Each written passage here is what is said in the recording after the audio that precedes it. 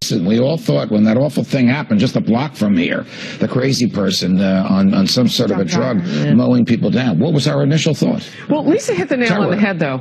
It didn't have to be terror for it to have the effect of showing our enemies our vulnerabilities. Yes. You use those words. Well, yes. And I think, too, I mean, the threat is here, right? As I had mentioned earlier in the show, just the statements from the Homeland Security Secretary, the fact, as I mentioned before, open investigations in all 50 states.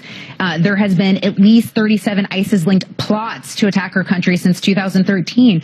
There have been at least 36 homegrown terror cases in 18 different states. So the threat is here. And so obviously it's important that this administration remains vigilant against these threats that we face. My biggest frustration, I mean, I have many frustrations right now, but one of the biggest, and I know you and I don't see this exactly through the same lens, Judge, but what role Silicon Valley can continue to play in helping us fight terror? Sandra, you said that there were tweets that this attacker had put out that could have been warning signs. That is true. You know, we have, again, I know you and I, Judge, see this through different ways, but I do think there has to be some kind of onus on the billionaires who have made their money and their profit and their success in the United States of America, helping to protect the freedoms that we all love so much. And again, when things like this happen, I want to know from the CEO of Twitter, Jack Dorsey, I believe his name is, what would you have done differently? Because we have got to start learning the lessons, especially when there's a footprint on social media. It is not just an onus on Silicon Valley. The federal government, through the NSA, has every one of those tweets. It's too much for them to analyze. They should be able to analyze it. It is unbelievable for us to know now that there was a warning about this thing a few hours before it happened, and nobody caught it.